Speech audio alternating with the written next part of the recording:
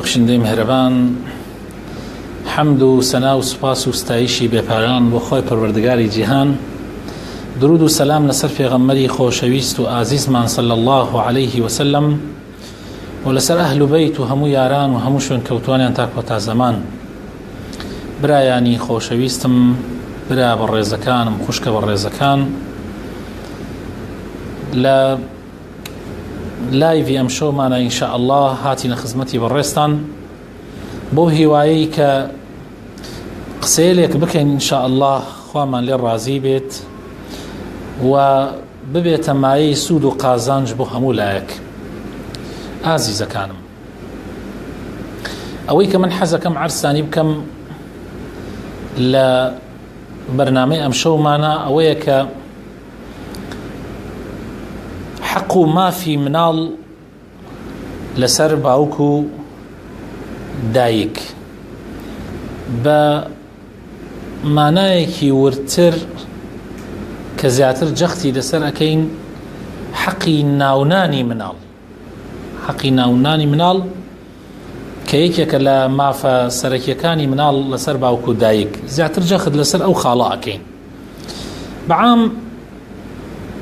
هەروەکو چۆن باوک و دایک حەقیان هەیە لەسەر مناڵەکانیان، بە هەمان شێوە مناڵیش حەقی هەیە لەسەر دایک و باوک، مناڵیش حەقی خۆی هەیە لەسەر دایک و باوک. و خوای تەعالا لە قورئانە لە زۆربەی شوێنەکانە جەخت لەسەر حەقی باوک و دایک ئەکاتەوە، و هەروەها پێغەمبەری خۆشەویستیشمان صلی الله عليه وسلم جەخت لەسەر حەقی دایک و باوک ئەکاتەوە، یعنی زیاتر باسی حەقی دایک و باوکە لە قورئانە و لە سونەتەکانی پێغەمبەری خوایە صلی الله عليه وسلم. بەڵام لە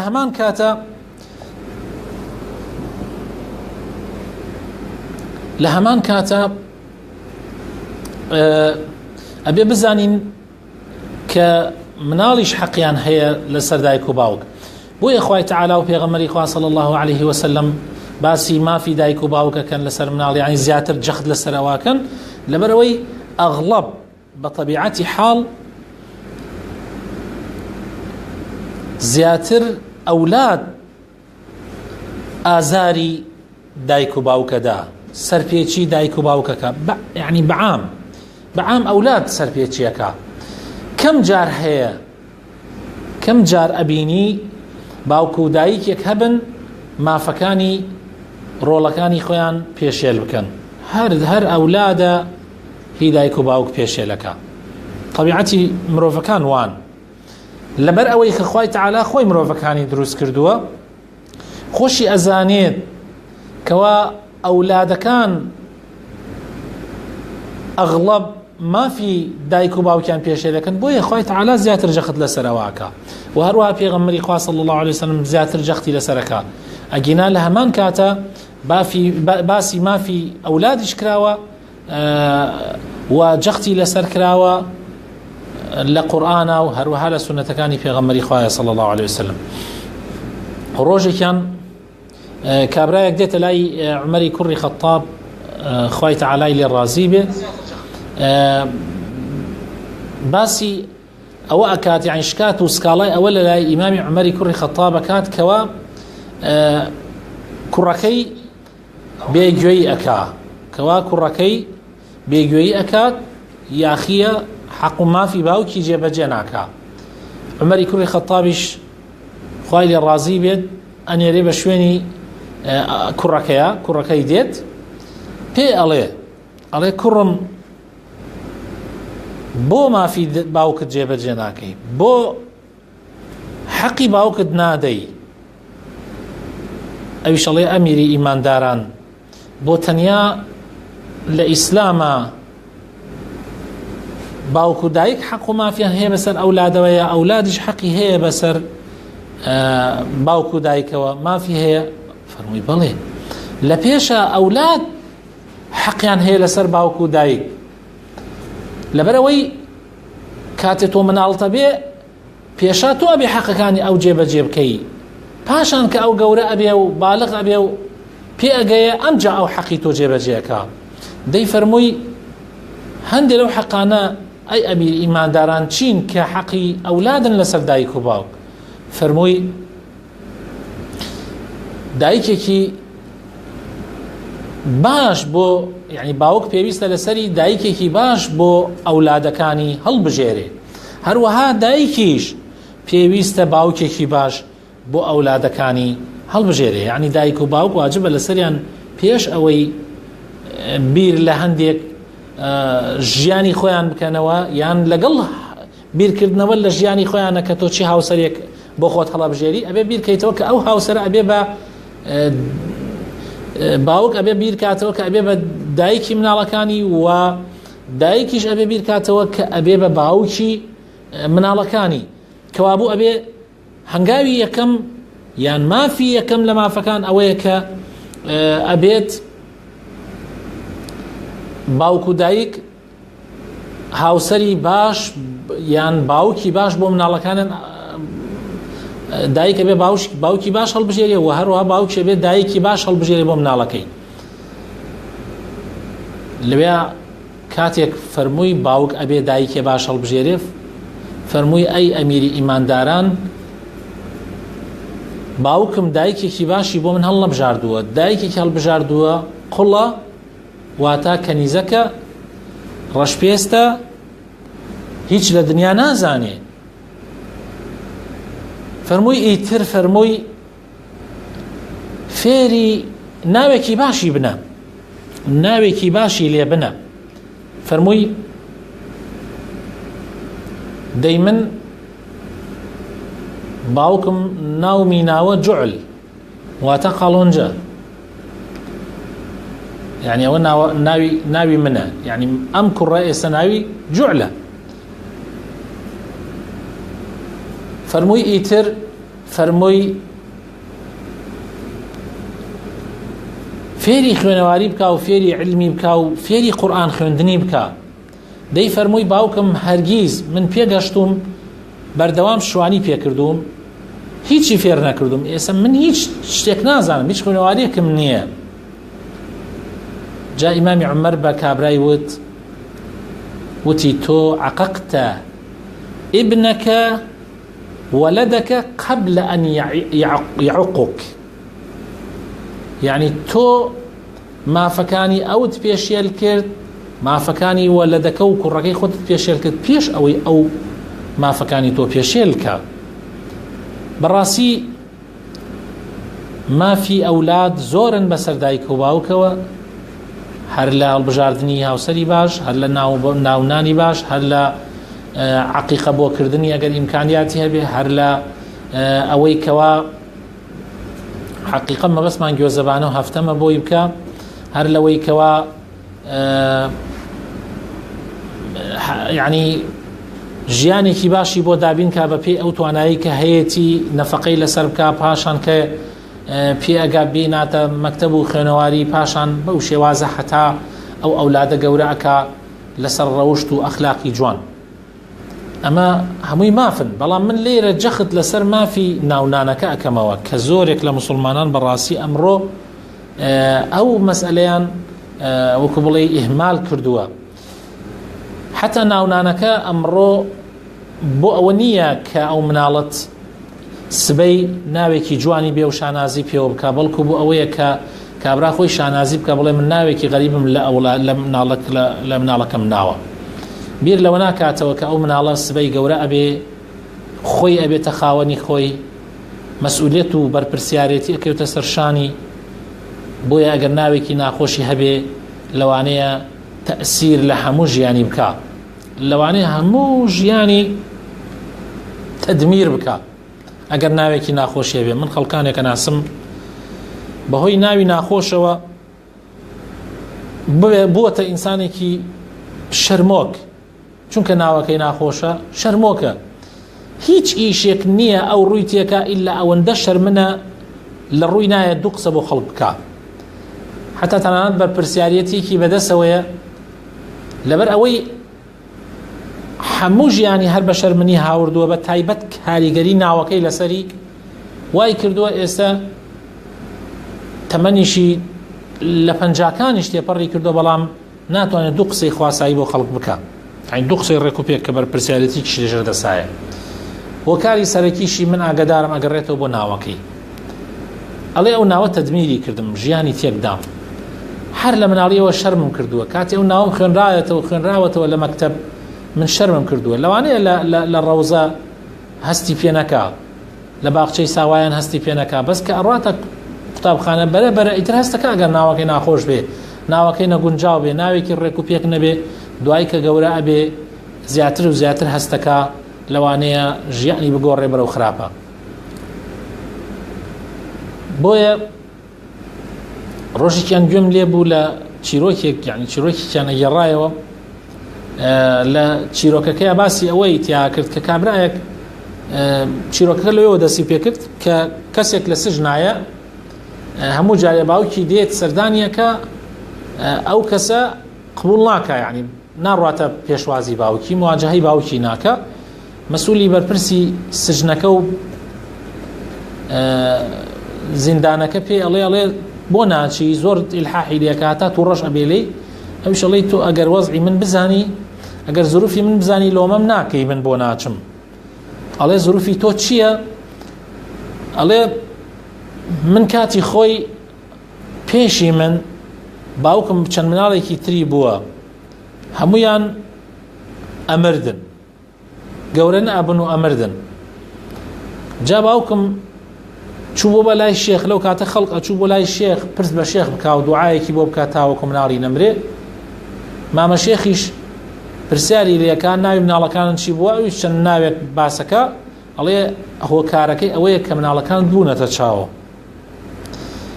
ئەم مناڵەتە کە ئەبێ ناوی بنە ناوێکی ناخۆش، بۆ نمونە یعنی مثلا ناوی ئەوەی کە من لە چیرۆکە بیسم ناوی ناوە مثلا ثلاثە، یعنی سێشەممە، ناوی بنە سێشەممە، ئیتر نابێتە چاوە و ئەم مناڵەتە بۆ ئەمێنێتەوە. ئەڵێ ئیتر باوکمیش ناوی نام سێشەممە، ئەڵێ من نازانم، طبعا مناڵم ئاگام نییە لە سێشەمە و ئەوانە، هەتا کاتی مەکتەب هات و کە ڕۆژمە مەکتەبیش ئەمزانی کاتێ ناوی من ئەخوێنرێتەوە خەڵکەکە پێەکەنی، بەس نەمەزانی لە معناکەی، نەمەزانی بۆ پێەکەن. تا چوومە متەوەسطە لەوێ هەستم کرد کە ئەو خەڵکە بە ناوەکەی من پێەکەنن، هەر لە مەدوری مەدرسە و مامۆساکان و تەلەبەکان هەمویان پێەکەنین. ئیترەوە زۆر کاریگەری تێکردم کە طبعا لە دیەکەی خۆمانە قوتابخانەی سەرەتاییتیان نەبوو، لە ماڵی مامەم لە شار باوکم دامی نابوو لەوێ لە قوتابخانە ئەم خوێنە. کاتی ئەمەم ئەبینی هەموو جارێ ئەمە دروست ئەبێ، نەئەڕۆشتم بۆ مەکتەب، هەر لەبەرەوەی ناوم نەخوێننەوە گاڵتەم پێ بکەن، نەئەچووم، خۆمم تاخیرە کرد لە دەوروبەری مەکتەبەکە و تا کات تەلەبە دەرەچوو منش ئەگەڕامەوە لەگەڵیانە. لە قوتابخانەوە ئاگاداری مامیان کردەوە کە کوڕەکەتان نایەوە، غایباتی زۆرە. مامم زۆر وەکو بڵێ هینی لێکردم تا بۆیم دەرکان کە مەوزوعەکە چییە. ئەویش لەگەڵ ما زۆر ئیلحاحی لە باوکم کرد کە ناوەکەم بگۆڕێ، ناوەکەم بگۆڕێ، بۆی خەڵک گاڵتەم پێ نەکا. بەڵام باوکم هەر مصر بووتی مامە شێخ ناوی ناوە، من تازە ناتوانم بگۆڕم. ئەڵێ لەسەر ئەو ناوە مامەوە و منیش لەسەر حاڵی خۆم، باوکم مصر بوو لەسەر قسەکەی خۆی و منیش لەسەر ئەو حاڵە مامەوە نەئەڕۆشتمە مەکتەب و تاخیرە بم و خۆم هینە کرد لە ناو بازاڕ و ئەوانەیە، تا بووم بە هاوڕێی کۆمەڵێکی گەنجی خراپی بەرەڵا. ئەو گەنجە خراپانە هێواش هێواش فێری دزیان کردم، لە دزی بچووکەوە دەسم پێ کرد تا گەشتم بە دزی گەورە و کە کوپیا و کوشتن و ئەوانە و کە ئێستا مەسیری من ئەم شوێنەیە. دەی هۆکاری ئەم حاڵەی کە من تیایەم باوکم بوو، ئێستا باوکم دێ بۆ مواجهە، من ناتوانم مواجهەی بکەم. بەڕاستی ناو کاریگەری زۆری هەیە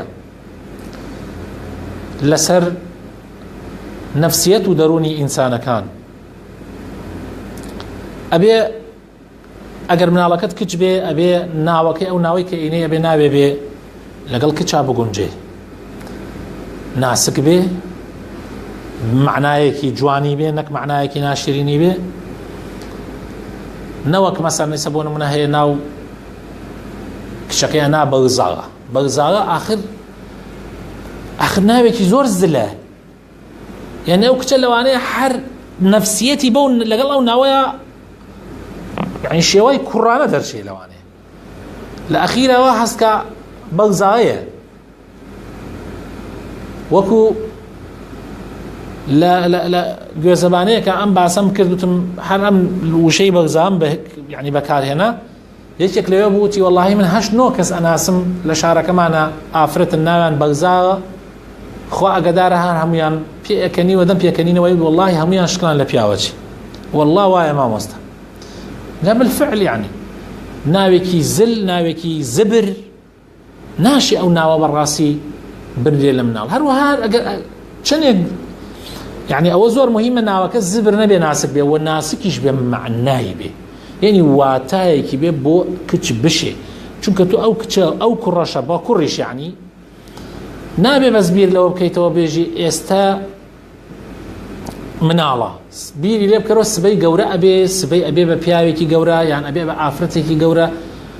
یعنی کاتێ ناوەکەی بانگەکرد ناوەکەی معنایەکی عیبە نەدا واتایەکی عیبە نەدا کاتی خەڵک پرسیارت لێکا ئەم مناڵەت بۆ ناوت ناوە فڵانشت تۆ بزانی بۆ ناوت ناوە نەوەک هەر بەس بیر لەوە بکەیتەوە ئێستا لە گەرمیانی لای ئێمە ئەگەڕێن هەر وشەیەک ڤئێکی پێوە بێ یەکسەر ئەیکەن بە ناوی مناڵەکان ئەگەر ناڤارەیش بێ لەوانەیە اعتیادی یعنی بیکەن بە ناوی مناڵەکان بژە ماتەم ڤئێکیا پێوە تر بیر لەوە ناکاتەوە نەڤارە ناوی سیارەیەکە مەسەڵەن بیر لەوە ناکاتەوە مهم ئەوەیە کەلیمەی وشەی حرفی ڤئی تیا بێ چونکە ڤ عیب یعنی وەکو بەشی بۆتە هینێک لای ئێمە ئەگەر شانازی پێوەکەن یعنی لەوانەیە لە شوێنی تر بە پێشەوانەوە شتێکی تر بێ یعنی المهم کچ ئەبێ ناوەکەی ناسک بێ وشەکانی ئەگەر کەلیمەکانی یعنی حرفەکانی کورد بێ باشترە هەروەها کوڕیش ئەگەر بکرێ ناوی کوڕەکە نەوعێ زبری پێوە بێ و پیتەکانی کەم بێ و معنایەکی وازح و خۆش بدە ئاخر ناکرێ مەسەلەن تۆ کوڕەکەت بۆ نمونە یعنی مناڵێکی بچووکە زەلامەیە یعنی بیری لێ بکەنەوە بزانم قەدیمەن خەڵک چۆن ناوی ناوە ناوی کوڕەکەی ناوە حەمە عەلی یا ناوی ناوە حەمە سەعید ئاخر ئەگەر تۆ محەممەدت خۆشەوێ یعنی لەبەر پێغەمبەر ناوت ناوە ئەی بۆ هەر ناوی محەممەدەکەی پێوە نانەی ئەگەر ئیتر عەلیەکە چییە کە لکانتە تەقەیەوە یا مەسەلەن بۆرمە سەعیدەکە چییە ئیلکێنتە قەیەوە یعنی دوو ناو مڕەکەب بەدەمیەکەوە ناوێکی زلە ناوێکی گەورە نە محەممەدەکەی بە جوانی دەرخردووە نەش سەعیدەکە یا ناوی بنە محەممەد بۆ ئەوەی دوو ناو نەبێ تۆ ناوی پێغەمبەرت ناشرین کردووە پێغەمبەر صلی الله علیه و سلم ناوی محەممەدە تۆ ئیکەی بە حەمە ناوی ئەحمەدە تۆ ئیکەی بە ئەحا ناوی مەحموودە تۆ ئیکەی بە خولە ئەی بۆوە بۆ بەو شێوازە بە هەمان شێوە بۆ تەرکیبەیەکی ئەلیکێنیتە قەیەوە کە تەرکیبەکە ناوەکە زلەکاتەوە و لەوانەیە خەڵکی بە خۆشی یعنی جا مناڵە بە تایبەتی کە گەورە بێ جا لەبەرەوە من لە ڕۆژێکیان ماڵی کەسێکی ناسیاری خۆم مناڵێکیان بوو کوڕێکیان بوو چوم بۆ سەردانیان بۆ پیرۆزبایی پرسیارم لێ کردم وتم ناوی مناڵەکەتان ناوە چی وە خێر ئینشاءالله ناوی گیر بێ و بەنازی باوکو دایکەوە گەورە بێ ئینشاءالله وتیان وەڵا ناومان ناوە بەڕێز وتم ناوی بەڕێز معنایەکی جوانی هەیە بەڵام لەوانەیە چەندی واتاکەی جوانە لەوانەیە نەشیێ ئەندێژار ئەم ناوە ئێوە بیر مەکەنەوە ئەم مناڵە ئێستا بچووکە ها بە باوشتانەوە یاری لەگەڵاکەن لەوانەیە ئەم مناڵە بەیانی گەورە ببێ بە قایم قامێ ببێ بە وەزیرێ ناکرێ لەو کاتە بانگی بکەی بڵێ با جەنابی بەڕێز بفەرمێ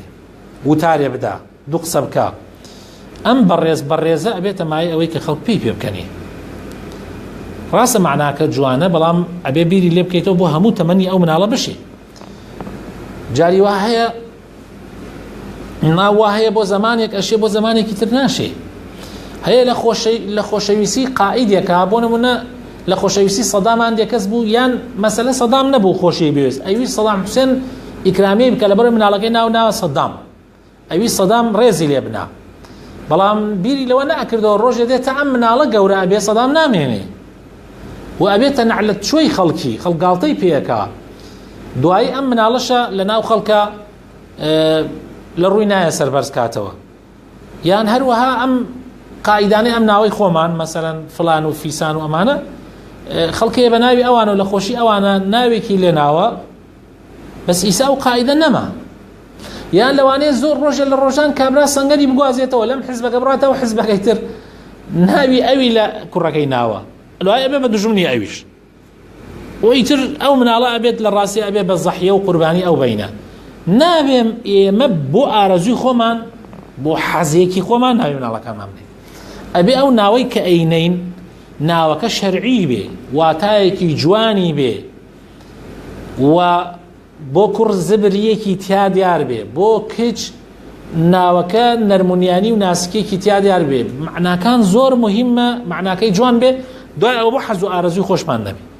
و بیر ڕەچاوی تەمەنیش بکەین لەوانەیە ئەم کەسە 100 ساڵ تەمەنکە ناوێک بێ ماوەی ئەو 100 ساڵە خەڵک نازی پێوە بکە هەر لە ئەوەڵ ڕۆژەوە تا ئاخر ڕۆژی خەڵک نازی پێوە بکە نەک ناوێک ئەمڕۆ لە ناو خەڵکا باوە ناوەکە بۆ ساڵێکی دوو 10 ساڵتر لەوانەیە نەگونجێ بۆ خەڵکی بۆ یعنی وەکو نەوەی عیبەیەکی تیا بێ ئەمجا ناوی کوڕ ئەو ناوەی کە زیاتر باوە لە ناو خەڵکە بۆ کوڕان حەق نییە بنرێ لە کچ ئەو ناوەی کە لە ناو خەڵکە ناوێکە تایبەتە بە کچان حەق نییە بنرێ لە کوڕ بۆ نمونە یعنی ڕۆژێکیان لە بەرنامەیەکی ڕاستە و خۆیان بووین کابرای کۆنترۆڵ بە من وتی یعنی لەو هینەی هیتفۆنەکە وتی دڵشاد مەسان فلان منیش وتم کاک دڵشاد فەرموو بفەرمە بزانم پرسیارەکەت بکە سەیرم کرد ئافرەتێک وتم خوشکە نازانم جەنابتی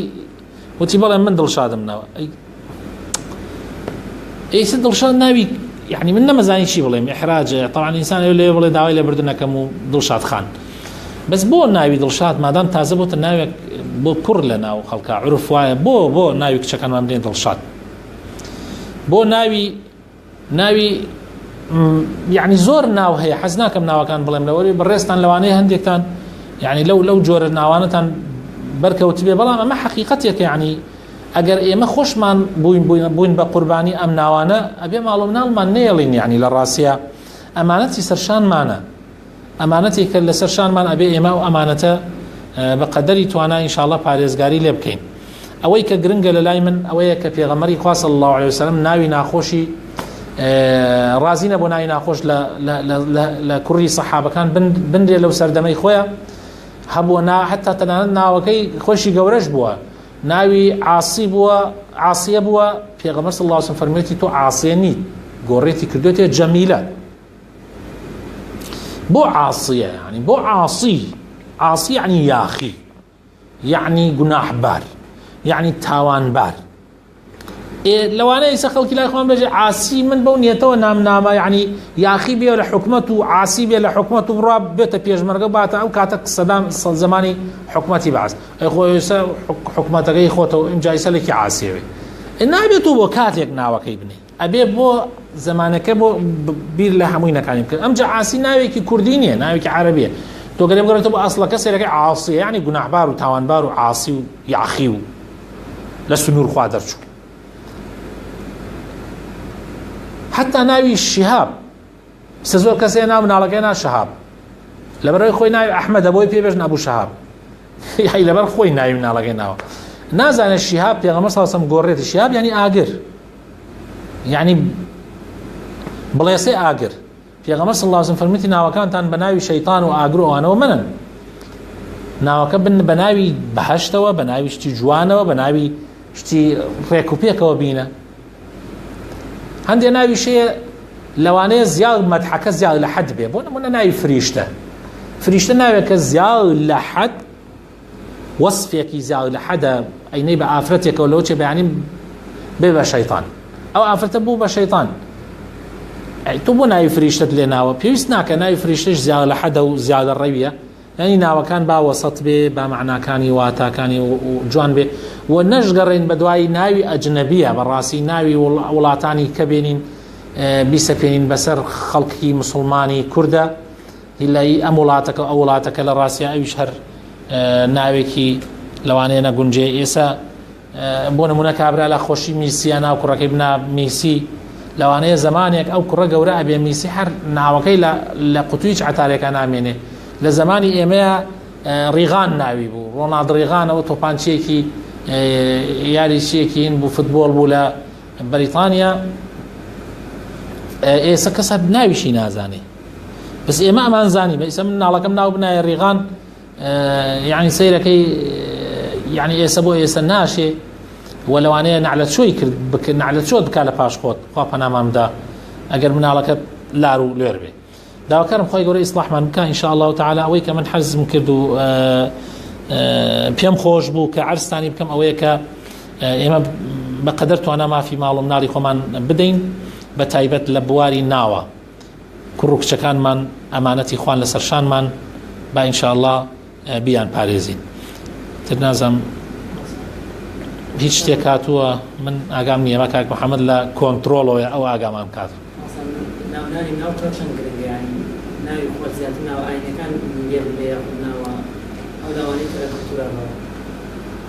واللهی خۆ ناوی ئاینی وا هەیە لەوانەیە لە ئەسڵە معناکەی ناخۆش بێ یعنی ئەمی سەحابەکان بۆ نمونانێکیان لە کاتی جاهلیەتان نراوە مەرج نییە یعنی ئێمە ئیلا بە دوای ناوی ناوێکا بگەڕین کە مەسەن ئیلا ناوی سەحابەیەک بێ خۆگە ناوی سەحابە مەسەن بۆ نمونە ئیمامی عومەرە عەلیە ناوێکی زۆر جوان و زۆر خۆشیشە و هەروەها ناوی پێغەمبەرەکان و ئەو ناوانەی کە ڕەبتە بە ئەسماعەکانی خوای گەورە وەکو عەبدوڵڵاه عەبدوڕەحمان ئەمانە ناوێکی خۆشن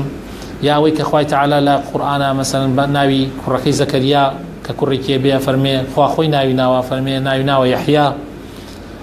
بەڵام جگە لەوەش هەندێ ناوی تر هەیە ئەتوانرێ مەسەن معنا کوردیەکەی بنرێ بۆ نمونە سەعید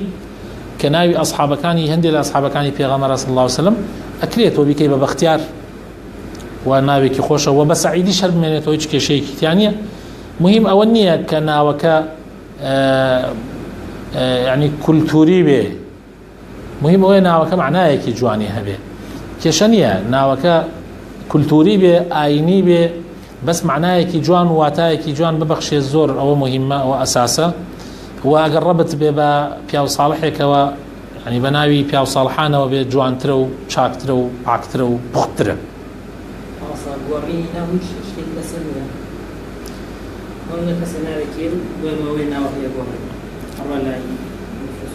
واللهی ناوگۆڕین کێشەیەکی تیان نییە ئەوە پێغەمبەر صلی الله علیه وسلم خۆی ناوی هەندێک لە ئەصحابەکانی گۆڕیوە بەڵام کێشەکە لەوەیە ئەگەر تۆ ناوێکی ئاینی ڕێک و پێکت هەبوو بێ بیگۆڕی بیکەی بە ناوێکی نەشاز و یعنی نازانم ناوێکی ناڕێک ئەوە لەوێ یعنی کێشەکە دروست ئەبێ بەڵام ئەگەر کابرا خۆی ناوەکەی ناخۆش بێ یا معنایەکی باش نەبەخشیە ناوەکەی بگۆڕێ لەو حاڵەتە ئەوە ئاساییە جا ناوەکە ئەگەر بگۆڕێ بە ناوێکی کوردی واتای کوردی بێ و ناوێکی معنادار بێ معنایەکی جوانی هەبێ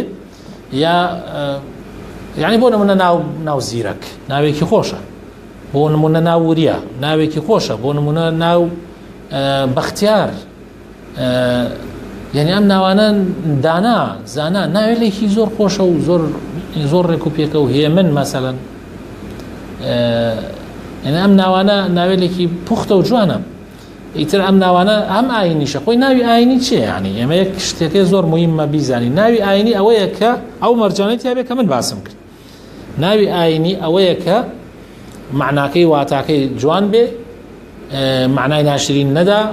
ناوێکی غەریبی وان نەبێ بەیانی کابرا لە ڕووی نەیە لە ناو خەڵکا سەر بەرز کاتۆ بە ناوە غەریبەکەی شتێکی تەواو ئەوە ناوی ئاینی ئەوەیە کە ئیسلام ئەوێ ئەوەیە کە پێغەمبەری خوا صلی الله علیه وسلم ئەوێ نۆمینەی حاجیان بە ئیزنی خوای گەورە لە ڕۆژی چوارشەمەوە دەستی پێکا یعنی سبەی سێشەممەیە ئینشاءالله دوو سبەی نۆمینەی حاجیان دەستی پێەکە ئینشاءالله یەکەم ڕۆژی نۆمینەی حاجیانە، یعنی ئەگەر نۆمینەی حاجیان دەستی پێ بکە 9 ڕۆژ ڕۆژوو ئەگیرێت تر عەرەفەیە 9م ڕۆژی، دەیەم ڕۆژی جەژنە،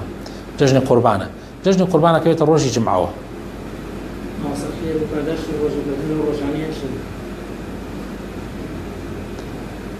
أحب أعمال پاداشتی عملکردن لە نۆمینەی حاجیانە زۆر گەورەیە. خۆشەویستترین کردارەکان لە لای خوای تەعالا ئەوەیە لەو ڕۆژانە ئەنجام بدرێ، ئیتر بە ڕۆژوو بێ، بە نوێژ بێ، بە خێر و خێرات بێ، بە هەر عیبادەتێک لە عیبادەتەکان، هەر چاکەیەک لە چاکەکان، بۆی چاوت لە فەقیرێ بێ، بەوەی تۆزی هەرزان خاتری فەقیرێ بگری، شتەکان هەرزان پێ بفرۆشی، یعنی بەوەی کە غەرازی جەژن گران نەکەی، یعنی ئەمانە هەمووی ئینشاءالله تعالی ئەکەوێتە بەر کارە چاکەکان و خۆشەویستترین کارەکانی ئینسان ئەوانەیە کە لە نۆمینەی حاجیان ئەنجام بدە.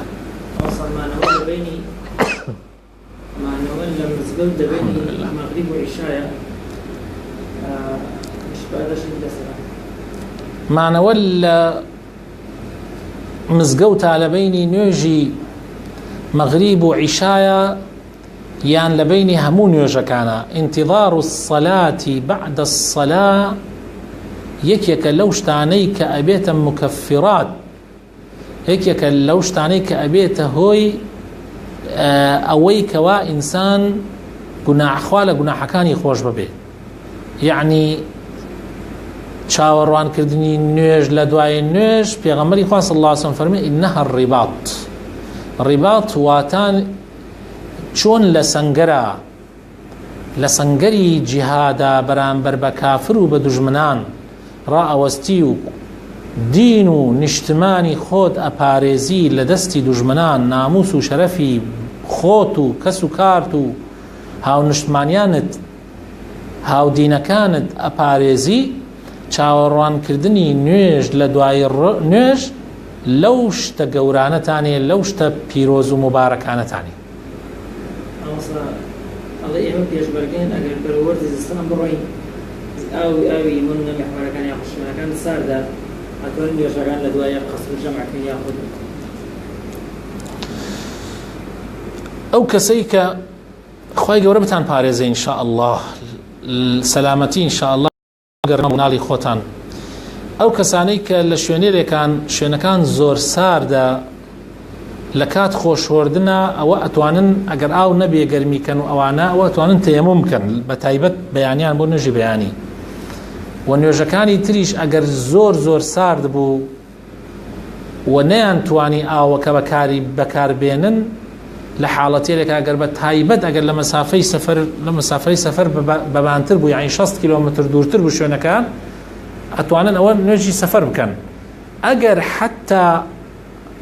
یعنی لە حاڵەتێکە مەسەن ئەگەر حاڵەت ترس بێ زۆر بترسن، مەسەن بەردەوام لە سەنگەرا بن بە تایبەت لە سەنگەری ئەمامیا و بەرەکانی پێشەوە، ئەوە توانن هەر لەوێ قەسر جەمع بکەن، چونکە بۆ ئەوان قەسر جەمع حەڵاڵە و دروستە. قەسر جەمع واتان نوێژەکانی نیمەڕۆ عەسر بە یەکەوە بکەن و نوێژەکانی مەغریب و عیشاش بە یەکەوە بکەن و بەیانیش لە کاتی خۆیان بیکەن. ئەنەس واتە ئاشنایی، ئەنەس واتە یعنی ئاشنایە، یعنی ئەم کەسە ئاشنایە بە خەڵکی، زوو ئاشنایی لەگەڵ خەڵکا پەیا ئەکا. بە کوردیەکەی ئەنەس واتە ئاشنا. طبعا ئاشنا ناوێت کە بۆ کچ ئەشێ، بەس ئەنەس ناوێت کە بۆ کوڕ ئەشێ. ئەنەس ئەتوانرێ بکرێ بە کچیش ئەنیسە، ئەکرێت تیشە کچ ئەنیسە هەیە لە ناو عەرەبە.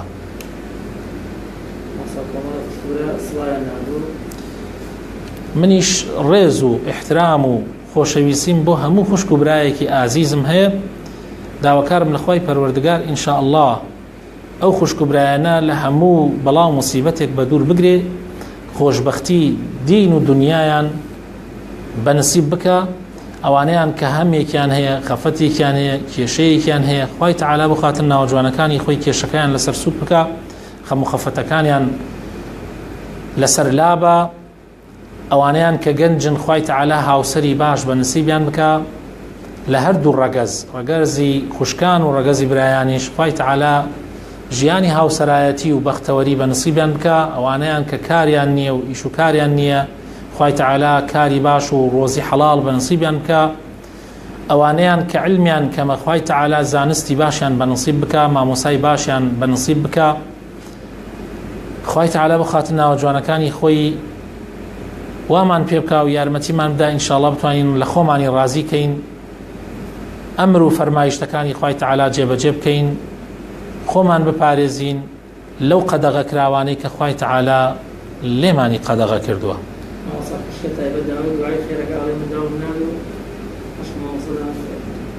حەق خۆیەتی مناڵم لەبیر چوو یا ڕەبی خوایە پەروەردەگاری من پەروەردەگاری هەموو ئەمانەی کە گوێیان لە موتارەی ئێمەیە لەم لایڤەی ئێمەیە یا ڕەبی خوایە بۆ خاتر ناوجوانەکانی خۆت بۆ خاتر ئیسمی عەظەمی خۆت ئەو خوشکە و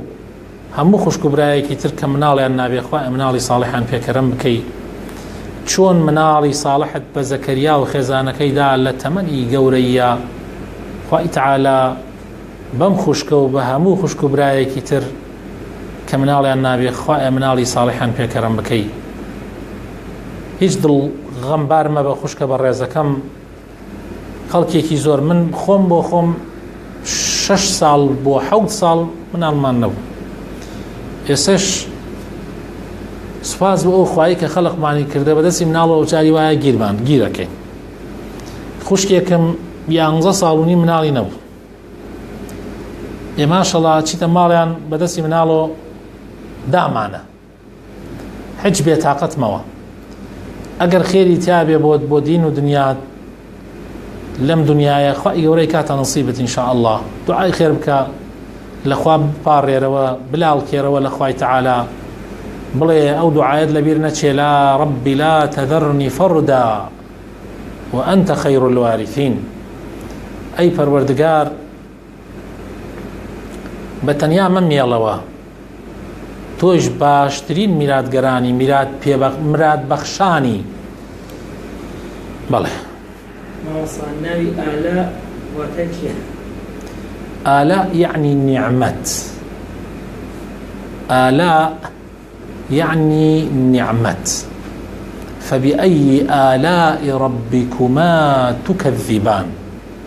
واتا بچی نعمة بهرێک لە نعمة بەهرەکانی خوای تەعالا باوەڕ ناکەن و بە درۆیە خەنەوە مامۆستا من کچێکی ئەڵمانی هاوڕێمە جارێ لەبەر چەند وەکارێ ناتوانم زەواجی لەگەڵ بکەم چیکەم باشە؟ واللهی بەڕێی برای خۆت ئەەکەی کە تەجروبەیەکمان هەیە لەم ژیانە جگەل لە ناو دینیش مەزانن ئاوا شکڵمان گەنج دیارە بەڵام تەمەنمان کردووە بە قسەی برای خۆت بکە یەک دەقەیەک مەیتێڵە هەر هۆکارێک بێ هەمووی بخەلاو بگە بە مسلمانێک و دوو مسلمان بکە بە شایەت و بیکە بە هاوسەری خۆت ئەوە لە گشتی باشترە لەبەرەوەی تووشی گوناح نەی تووشی زینا نەی تووشی خەلوە نەی لەگەڵیا دوو مسلمان ئیتر ئەگەر ئەو تۆی بوێ و تۆیش ئەوت بوێ بۆ تاخیریەکەی ناڕەسمیش بیکەی هەر ئەبێ یعنی لە حکومەت نەینینەکەی لە حکومەتیش نەتکرد بێ تۆر های لەگەڵیان هاوڕێی لەوانەیە شەوان بە یەکەوە بمێننەوە ئیتر بۆ خۆ تووشی ئەو گوناحانەکەی دوو مسلمان بکە بە شایەتی خۆت و مسلمانەکان هەندین فارسن تورکن ئەنگلیزن بی بە دوو مسلمان لە شوێنێکا بۆ زۆر بێژە کاکە ئێوە هەردووتان شایەت بن کە من ئەم ئافرەتە خوازم ڕازیە ئەویش ئەڵێ ڕازیم تۆش بڵێ ئەوە منش قبوڵم کرد کە تۆ هاوسەرم وەسەلام ئەوە ئیتر نەجات تەبێ لەو گوناح و لەو تاوان و ئەوانە نەجات تەبێ بەڵێ ئەوسا زیکردن زەکردن بە مۆبایل بیدعە نییە واتە حسابێکی یعنی هەر مۆبایل بەرنامەیەک تێیە بەسەنی دەست زەکراکان ئەمە یەکەمە دووەمە سەر بەڕێزەکەم و هەموو خوشک و بەڕێ ڕێزەکانی تریش و هەموو برا بەڕێزەکانی تریش ذکرکردن حسابکردنی بیدعە نییە. حسابەکە بە پەنجە بیکەی وەکو لە دوای نوێژەکان سنەتە بە پەنجە بیکەی، بەس لە غەیری دوای نوێژەکان هیچ حەدیثێک ناتوە پێغەمبەر صلی الله علیه و سلم پەنجە کردێتی، بەڵکو حەدیثمان هەیە ئیمامی شەوکانی لە نەیل الأوطارە یەک بابێکی هێناوەتەوە کە ذکرکردن بە تەسبیح و بە ناو خورما و بە ئەوانە ئەبێ. ئیتر پێویست ناکە ئێمە خۆمان وا فەقیرکەین لە دینەکەی خوا هەر کەسێ بێ و کەیفی خۆی یاریمان بکە، یاری بە عەقڵمان بکە. ئەوەی بە پەنجە ذکر بکەی ئەوە تەنها لە دوای نوێژەکانە، ئەسڵەن لە غەیری دوای نوێژەکان بە پەنجە هیچ باس نەکراوە. بۆیە ئینسان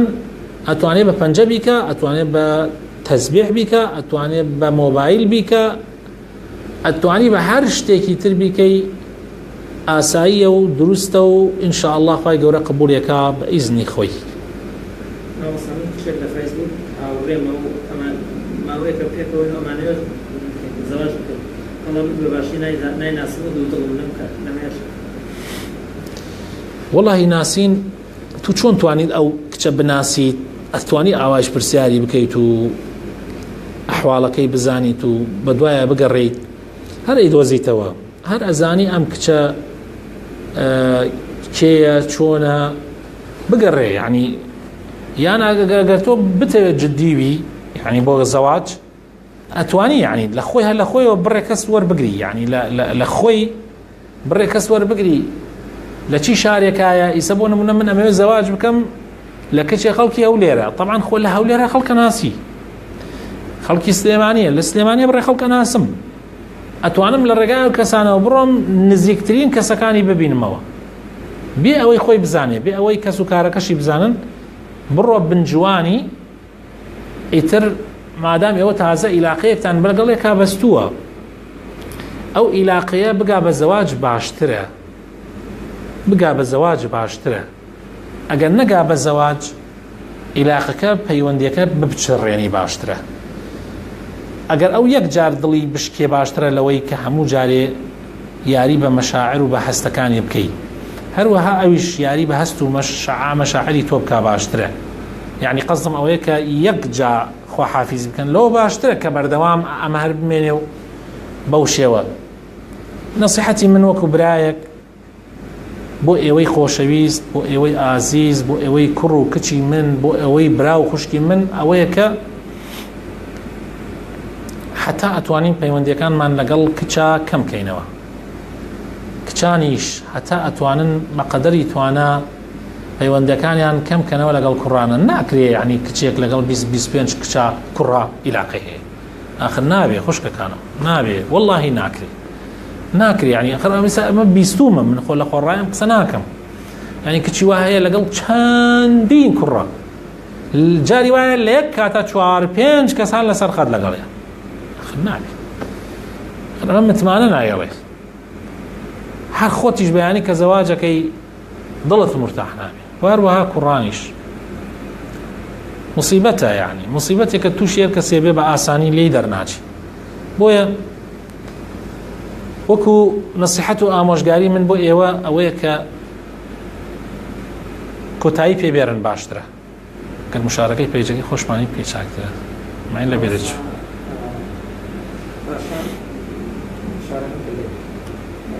ئەگەر مەجبور بیت بچیت بۆ خارج گونابەرت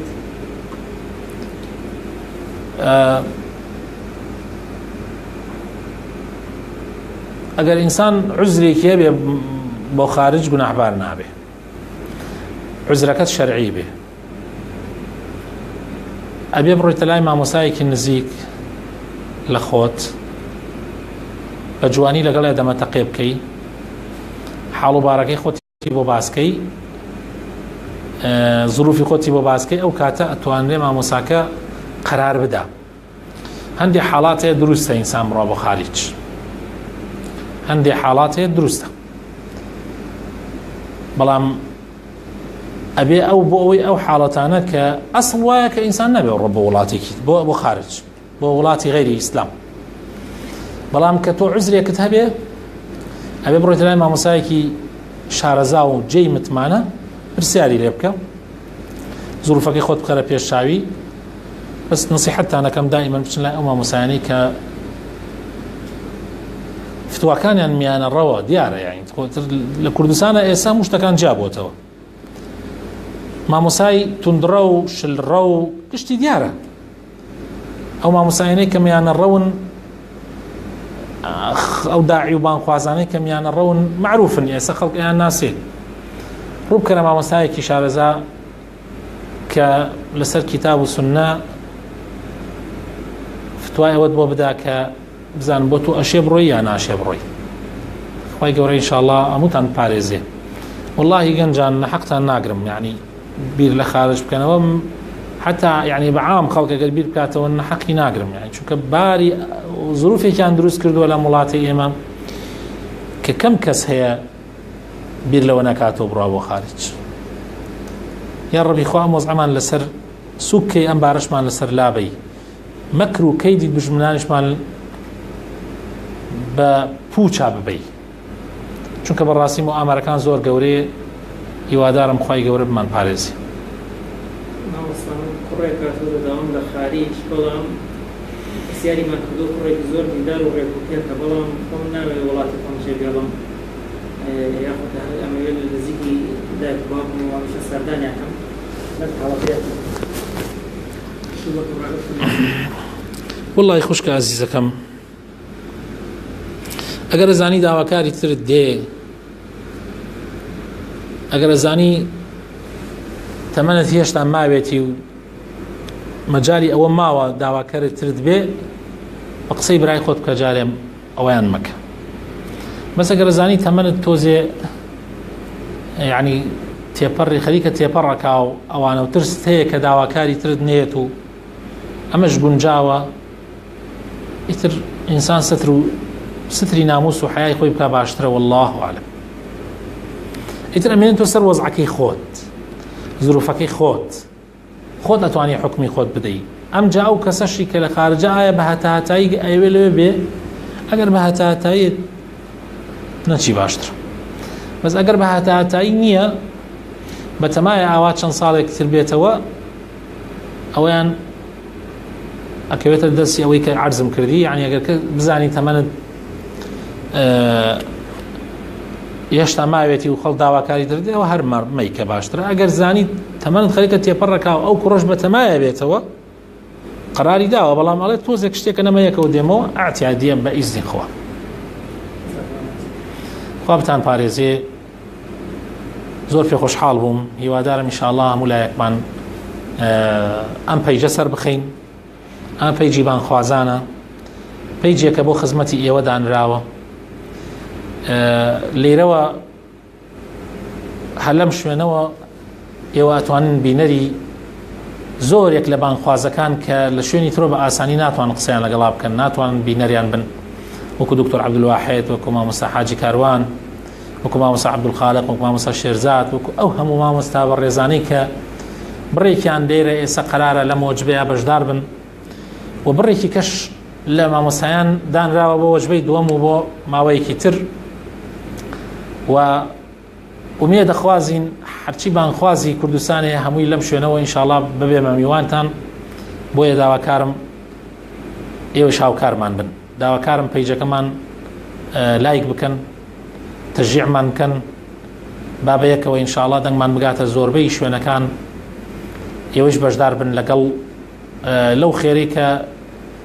ئێمە بۆ خەڵک باسیەکەین، ئێوەش بەشدار بن لەگەڵمانە. والسلام عليكم ورحمة الله